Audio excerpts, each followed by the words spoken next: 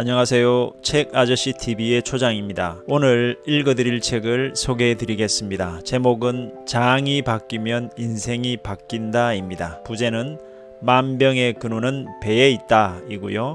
저자는 다나카 야스오님이십니다. 이분은 나가사키 대학 의학부를 졸업을 하셨고 나가사키 산재병원 외과 부장과 마스우라 시민병원의 부원장을 거친 후에 개인병원을 개업을 하셔서 운영을 하시다가 이후 동양의학의 우수함에 눈을 뜨게 되면서 2007년에 니시사하야 병원에서 동양의학 외래 담당 의사로 활동을 하게 되십니다. 번역은 권혜민 님이시고요. 출판사는 학영사이고 2016년에 출간이 되었습니다. 이 책이 쓰여진 배경을 한번 살펴보자면요. 저자는 외과 의사로서 30년을 지냈지만 많은 사람들이 고통받는 아토피나 천식 같은 질병도 치료하지 못하는 서양의학의 한계를 느끼면서 동양의학에 관심을 갖게 됩니다. 그 즈음에 한방의학자이신 요시마스 토도라는 분이 계신데 이분이 이런 말씀을 하셔요. 만병의 뿌리는 배에 있다. 그렇기 때문에 환자를 진찰할 때에는 반드시 배를 살펴봐야 한다 라고 이제 말씀을 하셨는데 이 말에 어떤 큰 깨달음을 얻게 되시면서 복진, 즉 배를 만지면서 환자의 상태를 확인하고 장내 환경을 개선해 줌으로써 질병을 치료하는 의술을 이제 펼치게 되십니다. 그런데 놀랍게도 장내 환경 상태를 개선해 주니까 두통과 알러지 뿐만 아니라 우울증과 공황장애, 알츠하이머에 이르기까지 신체적 질환뿐 아니라 마음의 병이라고 일컬어지는 질병들까지 치료가 되는 놀라운 경험을 하게 됩니다. 본문 중에도 이런 말이 있어요. 등교를 거부하고 가정폭력을 일삼던 한 소년 환자가 있었다. 소년의 뇌가 아니라 장을 꾸준히 치료하자 소년은 보통 학생들처럼 학교에 다닐 수 있게 되었다. 나도 처음에는 믿지 않았다. 그러나 장내 플로라의 움직임을 의식하자 점점 이해할 수 있게 되었다 라고 말이죠. 일반 사람들은 믿기 힘든 내용인 것만은 분명합니다. 장내 환경이 단순히 육체뿐만 아니라 우리의 마음이나 이런 정신 상태에까지 영향을 미칠 수 있다는 사실이 일반인으로서 받아들이기가 쉽지가 않을 겁니다. 저 역시도 마찬가지고요. 하지만 이 저자 개인의 어떤 견해가 아니라 연구 결과에서 밝혀진 사실이라는 것이죠. 먼저 여기서 이 책에 아주 자주 등장하는 그 용어가 있는데 바로 장내 플로라라는 용어입니다. 방금 전에도 제가 언급을 했는데 인용하면서 이 용어는 이 책 전체에서 가장 많이 등장하기 때문에 간단히 여기서 설명을 드리자면 이 장내 플로라라고 하는 게 한마디로 우리의 장 속에 기생하는 세균을 말합니다. 대략 숫자는 100조개에서 1000조개 정도가 된다고 하고요. 종류는 한 300종류 이상이라고 이렇게 알려져 있습니다.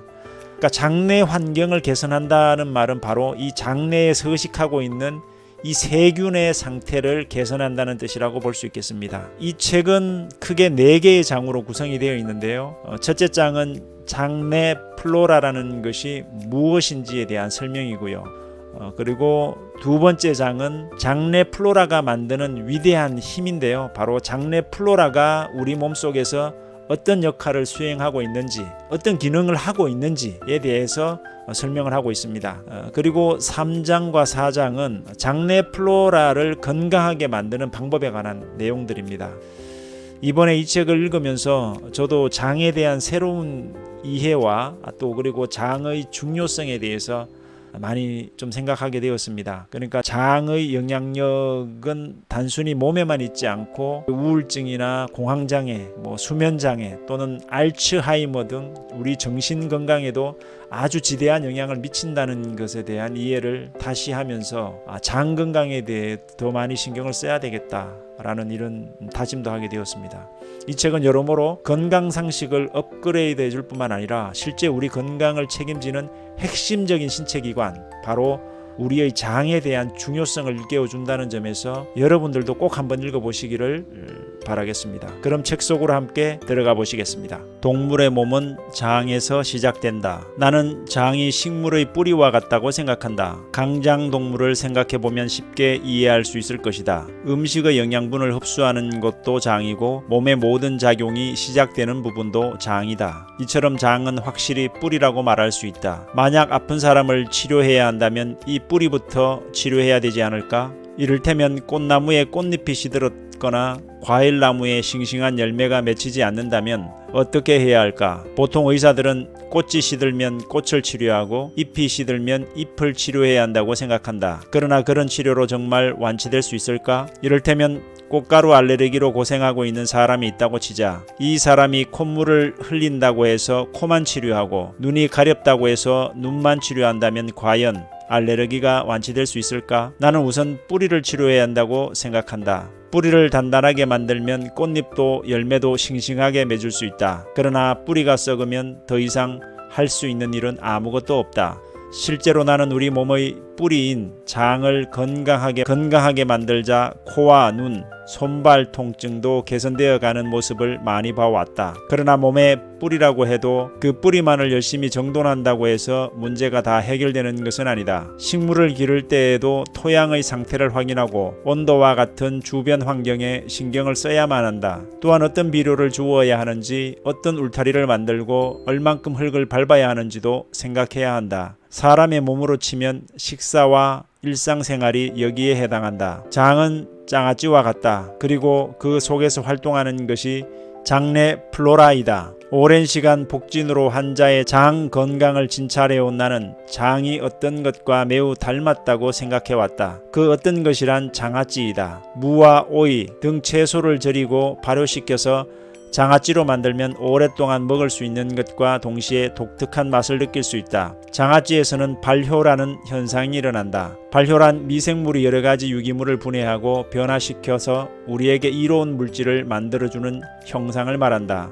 예를 들어 호모균이 당분을 알코올과 이산화탄소로 분해하는 알코올 발효 덕분에 우리는 술을 마실 수 있는 것이다. 장아찌에서는 유산균이 당을 분해하고 유산을 만들어내는 유산 발효가 일어난다. 장 속에 사는 장내 세균들도 이 장아찌 속에 있는 균과 같이 발효를 한다. 장내 세균들은 몸속에 들어오는 음식물 중에서도 소화효소로 분해할 수 없는 섬유질이나 단백질 그리고 당류를 분해해서 우리 몸에 이로운 물질로 바꿔준다. 장아찌가 잘 절여지면 맛에도 좋고 건강에도 좋은 절임 반찬이 되고 잘 절여지지 않으면 맛도 없고 건강에도 그다지 좋지 않은 절임 반찬이 되듯이 장 상태도 발효에 따라 장내 플로라가 서서히 좋아지기도 하고 나빠지기도 한다. 장내 플로라의 구조에 대해서 알아보자면 우리 장 속에는 유익균, 유해균, 그리고 기회균이 함께 공존하고 있다. 유산균과 비피더스균은 유익균의 일종으로 사람의 건강을 이롭게 해주는 균이다. 한편 웰시균과 대장균은 유해균으로 부른다. 유해균은 건강을 해치는 균으로 이것이 몸속에서 많이 늘어나면 소화되지 않은 단백질을 부패시켜서 유해한 독소를 만들어낸다. 그렇게 만들어진 독소는 암을 유발하거나 노화를 촉진시킬 위험이 있다. 요컨대 좋은 장아찌에는 유익균이 많고 나쁜 장아찌에는 유해균이 많다고 생각하면 간단하다. 그러나 유해균이라고 해서 무조건 나쁜 것만은 아니다. 사람의 몸은 균형이 중요하기 때문이다. 자동차에 비유하면 유익균은 엑셀레이터이고 유해균은 브레이크와 같다. 당연히 엑셀레이터와 브레이크 이 두 장치가 모두 잘 작동해야 자동차는 움직일 수 있다. 그리고 유익균과 유해균 외에 또 하나의 균이 있는데 그것은 바로 기해균이다. 연쇄사상균, 의간균 등이 기해균의 일종으로 성격은 기해주의자와 비슷하다. 그때그때의 우세한 편에 붙는 것이 특징이다. 장이 건강하면 유익균과 함께 사람의 몸에 이로운 성분을 만들어내지만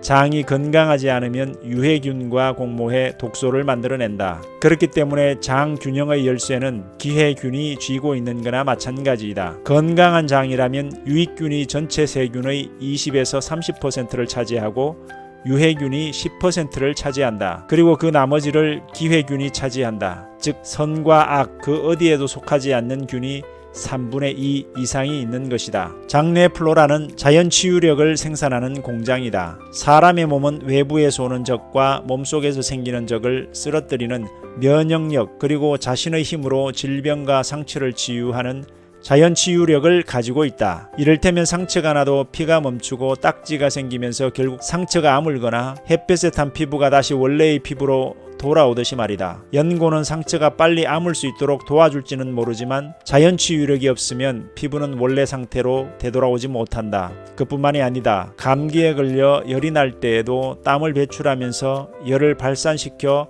우리 몸을 건강하게 되돌려준다. 손톱이나 머리카락이 계속 자라는 현상도 자연 치유력의 일종으로 생각하면 좋다. 장내 플로라는 당분과 콜레스테롤, 중성지방과 같은 지방의 소화와 흡수를 조절하고 우리 몸에 필요 없는 지방을 없애는 일을 한다. 그렇기 때문에 뒤에서 자세히 다루겠지만 장내 플로라는 혈당을 내려주고 당뇨병을 예방해준다. 또한 비만이 되기 어려운 몸을 만들어주는 것도 장내 플로라의 역할 중 하나이다. 그리고 장내 플로라는 몸을 개선해주는 호르몬과 비타민을 생산하는 일에도 공헌을 한다. 장의 연동운동을 활발하게 도와주는 것도 장내 플로라이다. 변비는 모든 질병의 원인으로 변비가 생기면 유해균이 증식해 몸도 마음도 아프게 된다. 은둔형 외톨이이자 가정폭력을 행사하던 소년의 이야기를 앞에서 소개했지만 그 소년도 극심한 변비로 고생을 하고 있었다. 그러나 변비가 치료되자 폭력도 사그러졌다. 나는 치매도 변비와 깊은 연관이 있다고 생각한다. 변비의 최대 이유는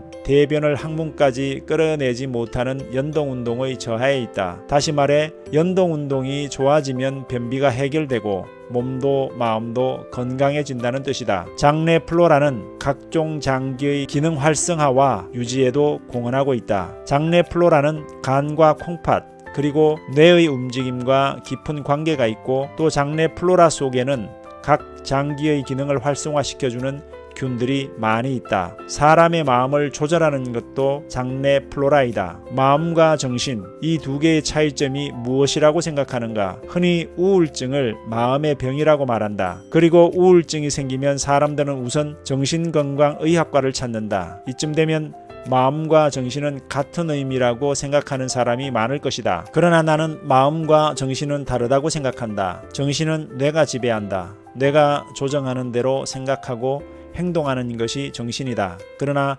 마음은 우리의 몸과 조금 더 깊은 연관이 있다. 마음은 뇌뿐만 아니라 대장이나 손과 발에도 관여한다. 다시 말해 나는 온몸에 마음이 퍼져 있다고 생각한다. 우울증의 원인은 신경 전달 물질인 세로토닌과 도파민이 뇌에 결핍해서 생기는 데에 있다. 세로토닌과 도파민은 장내 플로라의 도움 없이는 합성되지 않는다는 사실은 서두에서도 이야기했다. 나는 우울증의 모든 원인은 세로토닌의 결핍에서 온다는 단순한 도식을 옳다고 생각하지는 않는다. 그러나 뇌 이상으로 그것도 장내 플로라가 마음을 조절한다는 사실을 사람들에게 인식시켜준 점은 매우 의미가 있다고 생각한다. 나는 단순히 세로토닌과 도파민을 늘리기보다는 장내 플로라의 유익균을 늘려서 건강한 장내 환경을 만드는 것이 마음 건강으로 이어진다고 보고 있다. 많은 환자들의 배를 진찰하면서 실감한 내용이지만 우울증, 공황장애를 앓고 있는 사람들의 배는 단단하거나 차가운 등 반드시 어떠한 이상 증상이 있다. 또한 그런 환자들의 장내 플로라는 유해균이 많거나 절대량이 줄어들어 있다. 장내 플로라는 생활습관, 환경, 나이에 따라 크게 변한다. 장의 나이라는 말이 있다. 사람이 나이 들면서 변하는 장내 세균의 세력 분포를 통해 우리의 장 나이를 짐작할 수 있다. 이 정도 세균 균형이면 몇 살 정도 된다고 단정지어 말할 수는 없지만 유해균이 많은 장은 신체 노화를 촉진시키고 질병의 원인이 되는 것만은 확실하다. 그렇기 때문에 장내 환경을 확인하는 것은 건강을 유지하는 데 매우 중요하다. 건강한 사람이라면 대부분 실제 나이와 장 나이에 큰 차이가 없지만 편식을 하거나 생활습관이 불규칙하면 아무리 10대, 20대라도 60대, 70대 같은 장 나이를 가지게 된다. 내가 진료하는 젊은 환자들 중에도 배를 진찰하면 고령자의 배처럼 배가 차갑거나 단단한 사람들이 많이 있다. 또한 반대로 고령이라도 마치 부드러운 떡처럼 배가 부드럽고 따뜻한 사람도 많다. 이러한 사람은 그다지 병원에 올 일이 없기 때문에 내가 진찰할 일은 거의 없지만 말이다. 중요한 것은 장내 플로라의 균형 변화는 고령자만의 문제가 아니라는 사실이다. 이를테면 스트레스나 질병도 장내 세균들의 세력 분포를 변화시키는 큰 원인이 된다. 스트레스란 일상이나 직장에서 오는 긴장감과 정신 피로라는 의미로 널리 쓰이지만 더위와 추위, 육체 노동이나 영양 부족 등 몸에 부담을 주는 모든 요소들이 스트레스이다. 특히 스트레스를 많이 받으면 비피더스균이 급격히 줄어들어 장내 플로라가 노인형으로 바뀐다. 이렇게 되면 장내 플로라가 원래 상태로 되돌아오기까지는 일주일 정도가 걸린다. 물론 질병과 수술도 스트레스에 큰 영향을 미친다. 쾌변은 균형 잡힌 장내 플로라에서 시작된다. 어떻게 하면 장내 플로라의 상태를 확인할 수 있을까? 대답은 간단하다. 대변을 확인해 보면 된다. 건강한 사람의 대변은 80%가 수분으로 되어 있다. 그리고 나머지 20% 중 3분의 1이 음식 찌꺼기, 3분의 2가 장내 세균과 찢긴 장 점막으로 채워진다. 이미 죽은 장내 세균뿐 아니라 아직 살아있는 장내 세균도 대변으로 배출된다. 약 1g의 대변 속에 1조 개의 장내 세균이 들어있다고 한다. 이러한 식으로 매일 장내 균형이 유지되는 것이다. 보통 한 사람이 하루 평균 100에서 200g의 대변을 내보내는데 대부분 대변의 상태를 보면 장내 환경을 파악할 수 있다. 우선 확실한 현상이 설사와 변비이다. 이 두 가지는 정반대의 현상이지만 장내 균형이 깨져서 일어나는 현상이라는 점에서는 똑같다. 설사와 변비의 주된 원인은 스트레스이다. 사람은 스트레스가 쌓이면 장 속에서 유익균이 줄어들고 유해균이 증가해 원활한 배변 활동을 할 수 없게 된다. 그 결과 남성은 대부분 설사를 하고 여성은 대부분 변비에 걸리게 된다. 이것을 과민성 대장 증후군이라고 부른다. 대변의 색과 냄새도 중요하다. 색은 노란색부터 황갈색까지가 좋고 냄새도 그다지 심하지 않은 것이 좋다. 비피더스균이 많은 어린아이의 대변에서는 그다지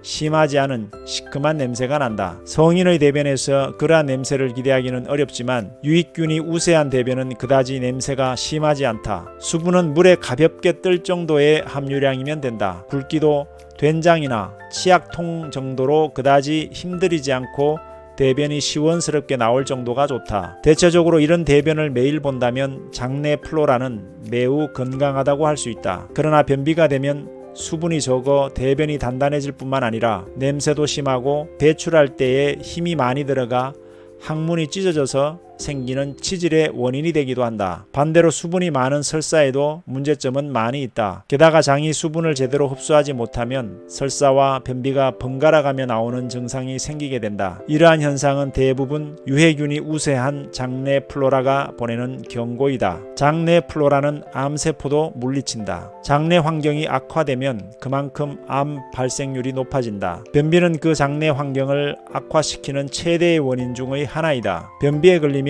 대변이 대장에 쌓이게 되고 그 결과 대장의 점액 상피가 발암물질과 유해물질에 장시간 노출되게 된다. 최근에 암 환자의 대변에서 장내 플로라를 조사했더니 암을 유발하는 신종세균이 발견되었다고 한다. 그 신종세균은 그것을 처음으로 발견한 일본의 암 연구소의 이름을 붙여서 아리아케균이라고 이름 지었다. 아리아케균을 만드는 물질은 2차 담즙산의 일종인 디옥시콜산이다. 이 물질은 발암뿐만이 아니라 세포의 노화를 촉진시키기도 한다. 그러나 장내 플로라는 암을 악화시키기도 하지만 암을 억제하기도 한다. 쥐 실험에서 흥미로운 결과가 나왔다. 쥐에게 대장균과 장구균 그리고 클리스트로듐균이라는 대표적인 유해균을 장착시키자 매우 높은 확률로 간암이 발생한 것을 확인할 수 있었다. 그러나 거기에 비피드스균과 유산균이라는 유익균을 더했더니 암 확률은 극적으로 낮아졌다. 한편 면역세포 중에서도 가장 부지런한 세포로 알려진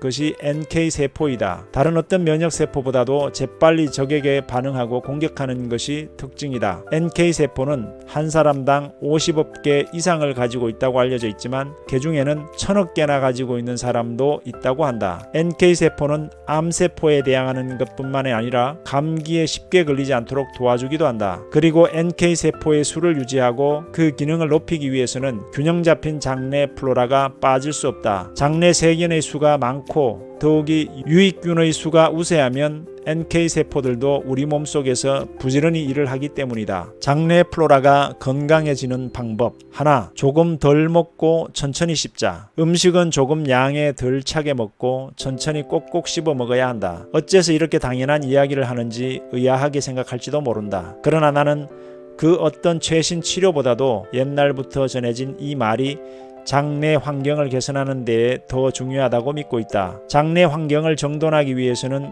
과식하지 말 것이 가장 중요하다. 내가 예로 들은 장은 장아찌이다 라는 생각만 보더라도 알 수 있을 것이다. 이를테면 장에 채소가 넘치도록 가득 넣어서 장아찌를 만들었다면 과연 그 반찬이 맛있다고 할 수 있을까? 아마 아닐 것이다. 왜냐하면 그곳에는 세균들이 자유롭게 활동할 공간이 없기 때문이다. 반대로 영양분도 필요 이상으로 몸에 많이 넣게 되면 불필요한 쓰레기가 나오게 되고 그 쓰레기는 처리되지 못한 채 혈액과 몸속에 퍼져서 우리 몸을 오염시킬 것이다. 음식점에 가면 너무 급하게 먹는 나머지 밥그릇도 내려놓지 않은 채 밥을 단숨에 먹어버리는 사람이 있다. 이러한 식습관은 장에 매우 나쁘다. 아무리 빨리 먹는다고 해도 단축되는 시간 고작 5분 정도일 것이다. 그렇기 때문에 반대로 일부러 천천히 음식을 입에 가져가는 방법을 사용해도 좋다. 그럼 식사를 하는 동안에도 소화 흡수가 시작되어 혈당치가 서서히 올라가게 된다. 게다가 대뇌에 있는 만족 중추가 반응해서 자연스럽게 포만감이 생긴다. 동시에 온몸의 세포도 활성화되어서 에너지가 발생하고 비만이 되는 것도 막을 수 있다. 음식을 급하게 먹으면 포만감을 느낄 틈이 없기 때문에 과식을 하게 된다. 그리고 음식을 꼭꼭 씹어 먹어야 한다는 것도 잊어서는 안 된다. 장아찌를 다시 생각해보자. 무 한 개를 통째로 절인 장아찌는 없다. 먹기 좋은 크기로 잘라서 무 전체에 세균이 골고루 미치게 한 후에 발효가 잘 진행되도록 신경을 써야 맛있는 장아찌가 완성된다. 장도 마찬가지이다. 음식물이 소화기관을 지나 장에 도달할 때에는 영양분이 잘 흡수되어야 하고 또 장내 플로라가 원활하게 작용해서 대변을 쉽게 밖으로 내보내야 한다. 이러기 위해서는 음식물을 치아로 꼭꼭 씹어서 미리 잘게 만들어 두는 것이 중요하다. 음식을 꼭꼭 씹으면 설령 그 표면적이 넓더라도 소화효소에 의해서 분해 효율이 높아진다. 또한 침에 포함된 아밀라아제라는 효소는 음식의 소화를 돕기 때문에 침이 음식물에 많이 달라붙을수록 좋다. 음식물 속에 아밀라아제가 많이 있는 것만으로도 위와 장의 부담은 줄어든다. 게다가 침에 포함된 과산화 효소에는 암과 생활습관병을 억제하는 효과가 있다고 알려져 있고 많이 씹으면 얼굴 근육이 단련되어서 주름 예방 효과에도 뛰어나다는 이야기가 있다. 조금 양에 덜 차게 먹고 천천히 꼭꼭 씹어 먹는 습관을 오늘부터 당장 시작할 수 있다. 이 방법을 꼭 따라해 보기를 바란다. 둘, 식이섬유가 장에 좋은 이유. 장에 이로운 물질로 뿌리 깊게 정착한 것이 있다. 그것은 바로 식이섬유이다. 식이섬유에 대해서 정의하자면 식이섬유란 사람의 소화효소로는 분해되기 어려운 난소화성 성분을 말한다. 단백질과 탄수화물은 체내의 소화효소에 의해서 소화된 후 대부분 소장에서 흡수된다. 그러나 식이섬유는 소화되지 않은 채로 대장에 도착한 후 대변으로 배출된다. 일반적으로 식이섬유는 과일에 포함되어 있는 펙틴과 해조류에 포함되어 있는 알긴산 등의 수용성 식이섬유와 채소에 포함되어 있는 셀룰로스 등 불용성 식이섬유가 있다. 식이섬유의 가장 큰 특징은 물을 흡수한 후에 보유하는 능력이 뛰어나다는 점이다. 식이섬유는 소화기관을 통과할 때 서서히 물을 흡수해서 팽윤성과 점성을 늘린다. 그렇기 때문에 위 속에 머무는 시간이 길어져서 쉽게 포만감을 느끼고 과식을 막아준다. 게다가 위에서 소장으로 넘어갈 때에는 천천히 움직이기 때문에 식사 후에 혈당이 급격하게 올라가는 것을 막아주어서 당뇨병 예방에도 효과적이다. 그리고 대장에서는 대변의 부피를 늘려주는 것과 동시에 비피더스균과 같은 유익균을 늘려줘서 변비 개선에도 도움을 준다. 또한 식이섬유는 소장에서 흡수되지 않고 대장까지 가기 때문에 장내 세균들에 의해 발효되고 그곳에서 지방산과 메탄가스를 생성한다. 그렇게 생성된 물질의 일부는 우리 몸의 에너지원으로 이용된다. 게다가 최근에는 식이섬유가 심근경색의 원인인 혈관염증을 막아주고 고혈압과 악성 콜레스테롤의 증가를 억누른다는 보고도 있다. 이렇듯 식이섬유에게는 장점은 있어도 단점은 거의 없다. 그 이유는 식이섬유는 결국 몸 밖으로 모두 배출되기 때문이다. 셋, 수용성 식이섬유와 불용성 식이섬유의 효능.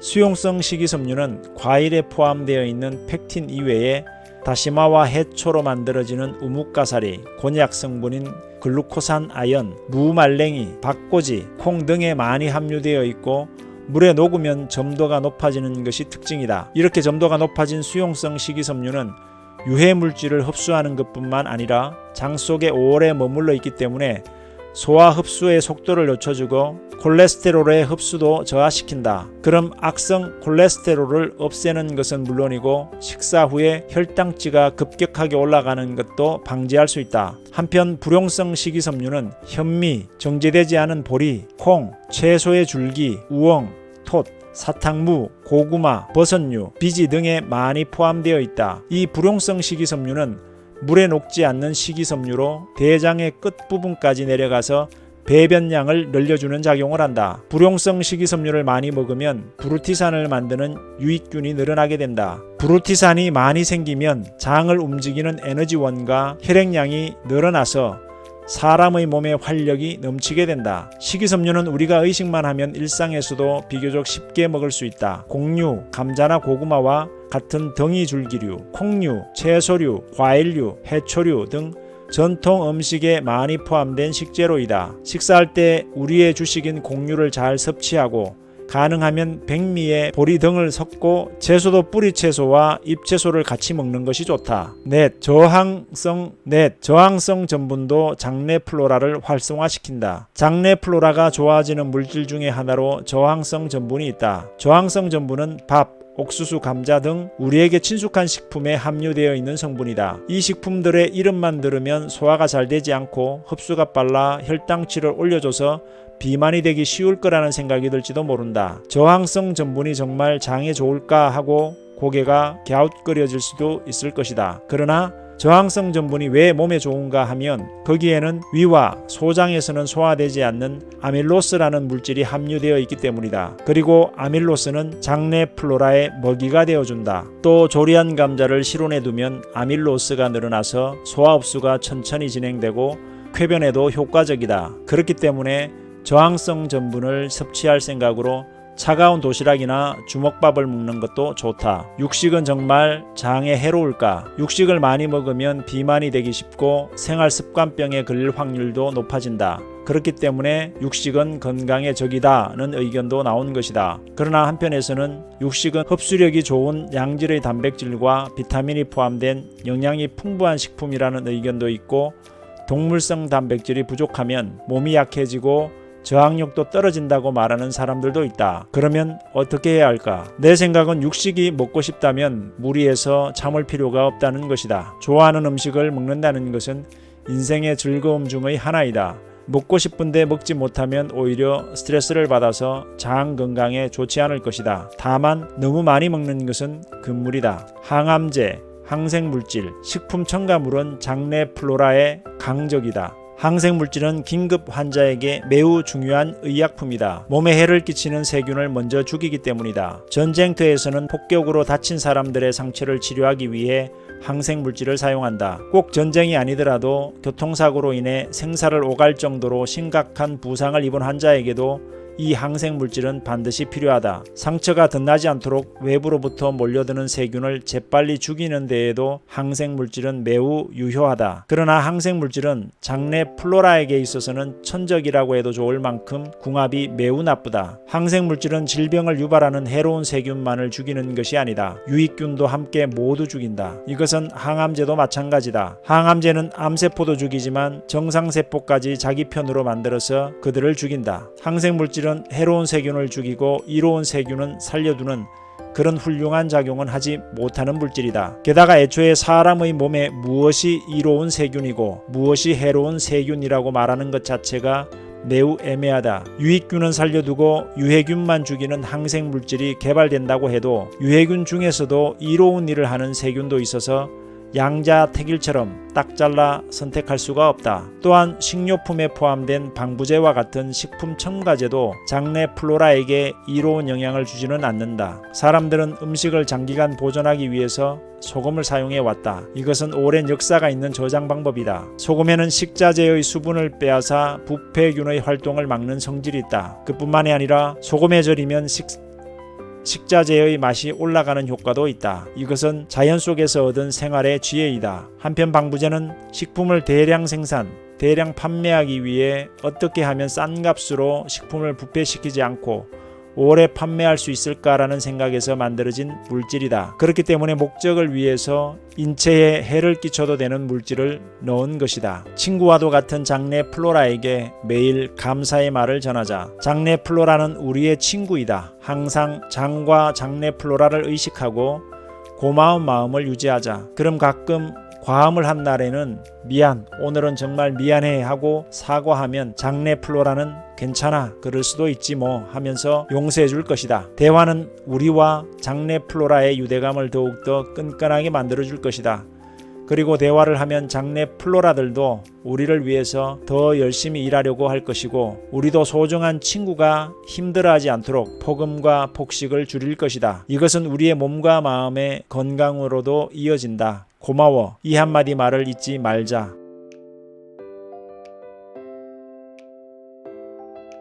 시청해 주셔서 감사합니다.